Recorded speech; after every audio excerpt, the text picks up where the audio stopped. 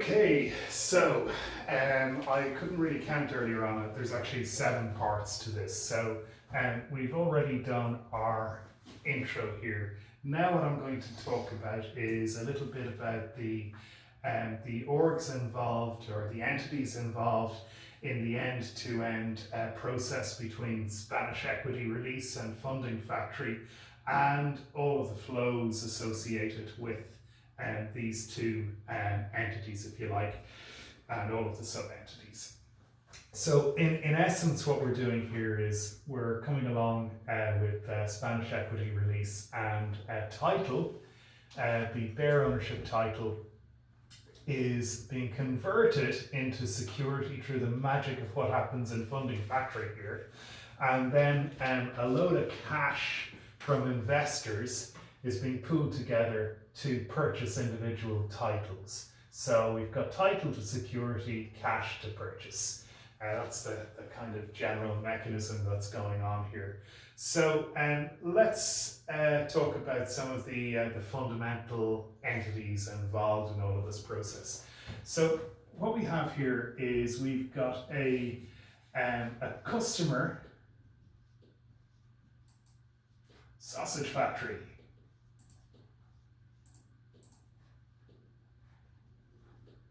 I don't know why I call it a sausage factory, but I guess what we're talking about here is trying to create scalable, replicable structures that don't involve too much human interaction, kind of automate wherever possible. So we've got a whole series of people who are coming along and they're saying, yeah, we're interested in Spanish equity release, where we want to get some cash against our Spanish property. And these people could be 72, they could be 83, they could be 94, we just don't know. And if you look at the model, you'll see that we have created this thing called a Poisson distribution, and it's a slightly skewed distribution that shows what our customer base is. So we're modeling that people are going to start at 71, they're going to start maybe, or sorry, on their 72nd birthday, they're going to maybe talk to us and say, yeah, we're interested in this equity release thing. What's the deal with it? We make an offer to them, they accept it.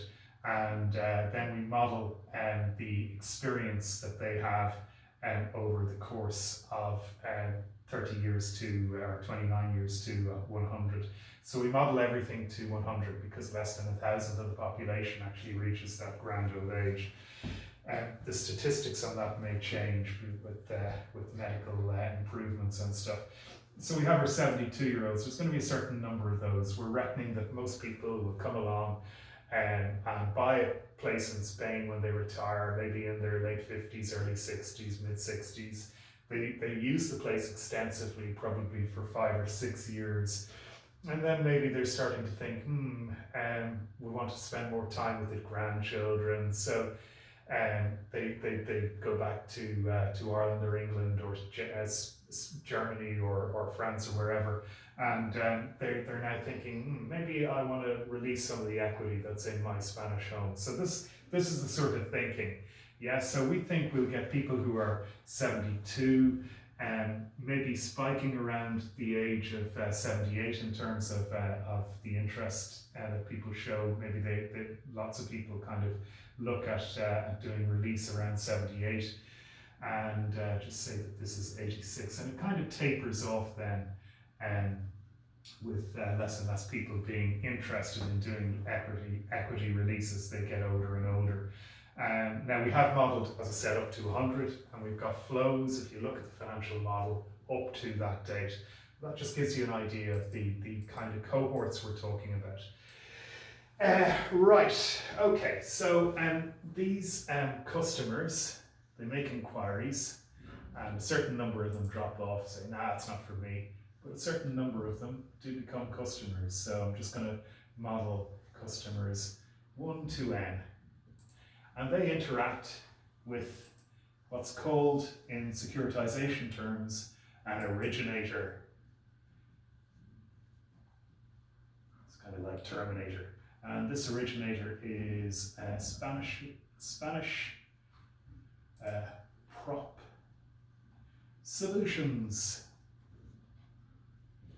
Okay, so these people, they are ultimately looking to surrender title. So I'll draw a dotted line because they haven't actually done it yet. And they're going to be surrendering their ownership to us. Yeah. So they're just making inquiries at the moment. And in exchange for that bare ownership, we're probably going to give them 60% of the current market value. Yeah, so that's kind of like loan to value, if you like. The ratio. Now, how does Spanish Property Solutions get its money? Well, what happens is we create this thing called a special purpose vehicle, an SPV. And what the SPV does is, well, it hasn't happened yet, it theoretically would take all of these beneficial ownership titles and would group them together in a trust, and then it would create securities.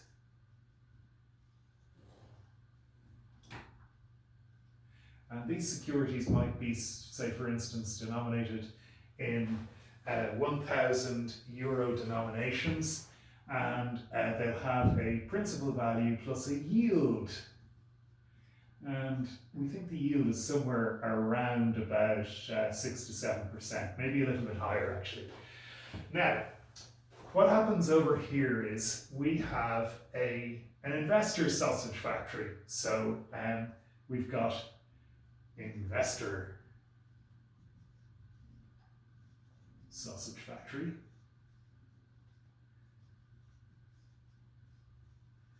And this is all these guys here coming along saying, hey, you know what, we want a piece of the action here. We want to buy these properties at 60% of market value, and we want to give these people cash in exchange for that, and we want to then get a yield whenever there is a sale. And what happens is if Mr. 83-year-old dies 2 years after entering into the arrangement, the property comes over to the SPV, which now holds the beneficial ownership, and a sale is executed and the funds end up in there and the funds get distributed. Now, as you scale this up and you've got loads of people joining, you're going to have people dying all the time and sales executing all the time.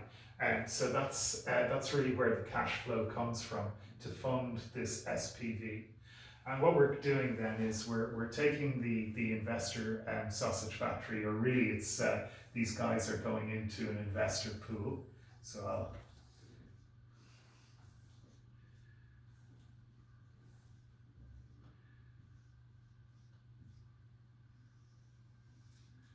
that investor pool then is sending cash up to the SPV every now and then.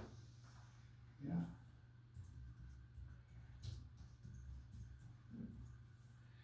And we're getting a lot of cash in little amounts from our investors. And what we're doing in return is we're giving them a security which consists of a note with a yield. That's basically all we're doing. The cash then comes in here, and the SPV is ultimately where the transaction takes place. Spanish Property is essentially just an agent or a channel into this SPV. And what we're calling this here, this is the division between Spanish Equity Release and the Funding Factory. So this is called Spanish Equity Release.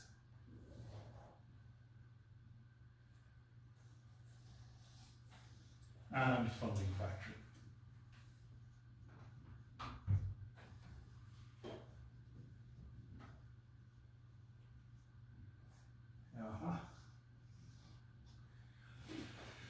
So What happens is here, these guys, the originator, Spanish Property Solutions, they send out a valuer, and the valuer says your property is worth X amount, and we're going to give you 60% of X amount, and the customer says, yeah, you know what, that sounds okay. And we then pay, so the investor pool fills up with cash, gets plugged into the SPV, and that cash is then used to buy the beneficial ownership, buy the bare ownership. So this now becomes a solid line transaction in the sense that there is title going across there, and in the opposite direction then we've got cash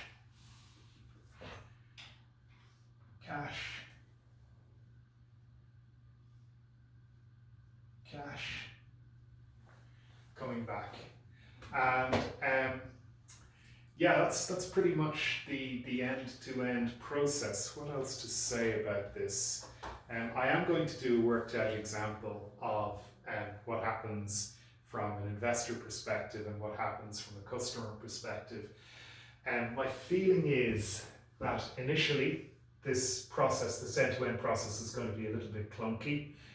We'll probably need to build up an investor pool without actually giving them securities, but just establish a willingness to invest. And we may have to wait until there's a certain number of bare ownership titles that are ready from this side to engage with that side, and then we do the transaction. And that might be a monthly process of issuing securities.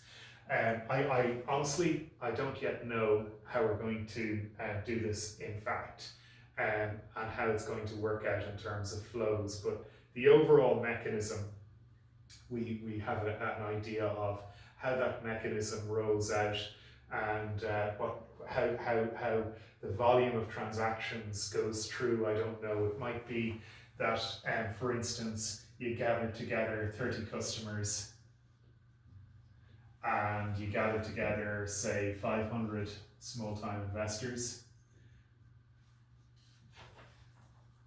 and they are each, say, for instance, putting in, I don't know, anywhere from between 1,000 and 10,000. So, and we just have established a willingness to invest. And then when we press the button, once we've got these customers ready to go, just say we've got